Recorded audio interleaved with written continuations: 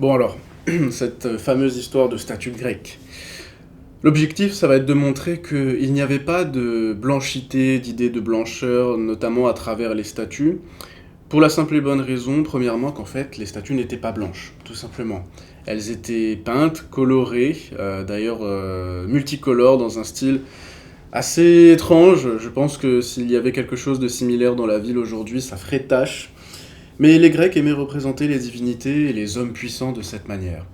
Alors, pourquoi il n'y avait pas d'idée de blanchité? Premièrement, parce que d'un point de vue purement factuel, il n'y avait pas de volonté de laisser la statue blanche. Aujourd'hui, quand on pense Grèce antique, on pense immédiatement à des choses très pures, très immaculées, des grandes statues, des choses très verticales, une fois de plus, des colonnes. Mais les Grecs ne les laissaient pas blanches. Et s'il y avait vraiment une volonté chez eux de mettre en place une idée collective psychologique de blanchité, eh bien, ils auraient peint les statues en bronze en blanc. Or, ce n'était pas le cas, elles étaient une fois de plus peintes de façon multicolore. D'un point de vue purement géographique et topographique, les Grecs trouvaient du marbre blanc. Ici, c'est un fait. Ce n'est pas une volonté sociale de retrouver un marbre de telle couleur. Le marbre blanc était de très bonne qualité dans les îles grecques, et c'est la raison pour laquelle il était principalement utilisé pour les statues. Si on regarde un peu l'histoire de la statue en Grèce et son aspect social, elle était principalement utilisée pour représenter des divinités. Il y avait plusieurs types de statues, plusieurs tailles de statues. Il est très rare d'en voir des horizontales. L'amplitude du mouvement était une volonté de la part de l'auteur de la statue. Par la suite, cette ampleur de mouvement était donc mise en valeur par la peinture. C'était donc un travail collectif. Et d'un point de vue socio-économique, la statue grecque était un moyen de financer énormément de choses. L'extraction du marbre était une économie. La sculpture du marbre, même s'il y a certains auteurs, certains sculpteurs qui étaient plus réputés que d'autres. Et aussi le peintre qui était une fois de plus très réputé. De l'autre côté, il y a ceux qui achètent la statue, ceux qui l'offrent à un temple, ou bien qui veulent simplement décorer. Mais premièrement, d'un point de vue purement social, la statue grecque a pour objectif de décorer, entre guillemets, les temples, les lieux divins, et il y a une divinité, il y a un aspect divin ancré dans la statue. Il ne s'agit pas de dire que celle-ci est le dieu, il ne s'agit pas d'un animisme, il ne s'agit pas de dire que la statue est le dieu, mais sa représentation en tout cas, et plus encore, il était impossible de toucher la statue. Elle était vraiment divinisée, on faisait des offrandes, ce sont des statues votives, des statues religieuses, mais il n'y avait pas de possibilité de rentrer en contact avec. Au fur et à mesure de l'histoire, alors, les Grecs ont fabriqué des statues en poterie, des statues en bois, mais on s'intéresse principalement ici aux statues de marbre et de bronze. Au fur et à mesure, on représente des hommes, c'est-à-dire des êtres humains mortels. On les représente de façon sportive, la plupart du temps pour les hommes, et l'objectif va être de montrer leur beauté. On va souhaiter que les hommes soient musclés, qu'ils soient représentés dans des positions en forme, des positions honorifiques, etc. Et la femme, quant à elle, va être représentée de manière vêtue. C'est une des différences entre la statue grecque de l'homme et de la femme. C'est peut-être une inégalité, ici une disparité entre les deux. L'homme était davantage représenté nu que la femme. Par la suite, on a eu des représentations de femmes nues, mais c'était souvent la déesse Aphrodite. Et c'est d'ailleurs amusant de constater que il y a certaines statues d'Aphrodite qui ne sont pas réellement l'idée de perfection qu'on pourrait entendre aujourd'hui, c'est-à-dire que elle a un peu débourlé, hein, il faut le dire, et elle n'a pas le ventre plat, le corps très athlétique, etc. Il y avait une idée de la rondeur, un peu, non pas de l'obésité hein, en Grèce, mais une idée d'une certaine rondeur qui était quelque chose d'érotique, notamment pour Aphrodite. Donc, deux choses différentes, l'homme nu, la femme vêtue. Mais ce sont deux défis différents. La raison pour laquelle je dis ça, c'est que l'homme, quand il est sculpté, il faut que le sculpteur parvienne à imaginer, déjà premièrement, la forme qu'il va donner à ce bloc de marbre, mais plus encore, qu'il sache parfaitement le dessin du corps humain, son anatomie, la façon dont il fonctionne, ses proportions, etc. Vous connaissez sans doute l'homme de Vitruve, qui est une représentation de façon schématique par Léonard de Vinci de la proportion du corps humain.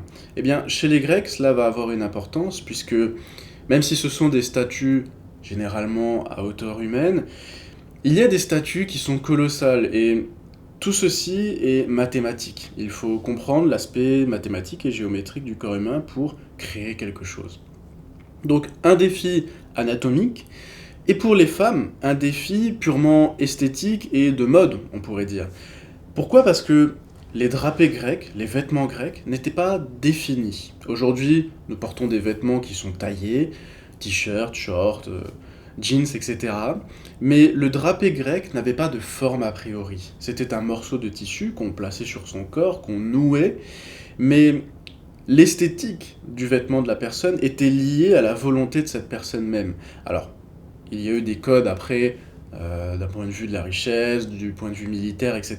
Mais le drapé grec était aléatoire en un sens, et pour représenter le pli du vêtement dans du marbre, et dans du bronze aussi, puisqu'il faut tout de même sculpter avant la cire, c'était un défi technique. Donc il n'y a pas à se dire d'un point de vue purement social, tiens, les hommes étaient nus, ils avaient le droit d'être nus, les femmes étaient vêtues, etc. C'est vraiment un travail anthropologique qu'il faut faire pour comprendre la statue grecque. Elle n'est pas, elle est disparate, elle possède des valeurs de grandiose, de divinité, de corps humain, de beauté, etc. Mais l'aspect blanchité a été racolé par la suite sur la statue grecque. On a retrouvé sur certaines statues, mais de manière très infime, quelques pigments de couleur qui nous donnaient un peu une idée de la façon dont ils peignaient leurs statues. Il y avait des choses assez étranges, par exemple les yeux étaient peints en rouge, ce qui nous étonnerait aujourd'hui puisque ça évoque quelque chose de démoniaque, de méchant, etc. Tout ceci était donc l'histoire et l'aspect social des statues à leur époque, durant l'Antiquité grecque et durant l'Antiquité romaine. Mais même si on ne peut pas incriminer directement, selon moi, aux Grecs une idée de blancheur, de pureté de la race, d'autant plus qu'ils vivaient autour de la Méditerranée, ils rencontraient les Égyptiens, les Perses, etc. Donc c'est très peu probable qu'ils aient eu une peau très blanche. Par contre, historiquement, on peut incriminer à une période postérieure à la Grèce antique une idée de la blanchité. J'entends par là la Renaissance italienne et tout le siècle qui va suivre, tous les siècles qui vont suivre, avec le néoclassicisme, le classicisme, et la tradition un peu française, mais très européenne, de grandiose, de royauté, de blanchité, etc. Vous avez certainement déjà entendu parler de cette volonté de maquiller la peau pour qu'elle reste blanche, que ce soit en Occident ou même dans d'autres pays orientaux, comme en Asie, où il y a une volonté de maquiller pour ne pas être bronzé, soit se couvrir le visage pour ne pas sembler être un paysan, etc. etc. Donc ici, la noblesse européenne, occidentale, était liée à une idée de blanchité. Et cette idée-là se retrouve ensuite dans la statue. C'est-à-dire que l'essence des statues grecques n'était pas d'être blanches. Mais lorsqu'on a conçu, sculpté, fabriqué les statues de la Renaissance jusqu'au XVIIIe siècle, comme les statues que vous pouvez voir dans le jardin de Versailles par exemple, elles ont été conçues pour être blanches, elles ont été pensées blanches, elles ont été imaginées, immaculées et pures. Et c'est donc à cette période de l'histoire précisément, ou du moins imprécisément puisqu'elle s'étend sur plusieurs siècles, qu'il est possible d'incriminer une idée de blancheur. Effectivement, l'Occident a hérité de manière peut-être naïve, un peu bête, puisqu'ils n'avaient pas les mêmes moyens de recherche, la même peut-être volonté de recherche qu'aujourd'hui. Ils ont hérité de statues qui ont traversé près de 2000 ans d'histoire et qui ont perdu leur couleur. Alors nécessairement, lorsqu'ils les ont redécouvertes, ils se sont dit, eh bien c'est de cette façon-là que la société grecque était imaginée.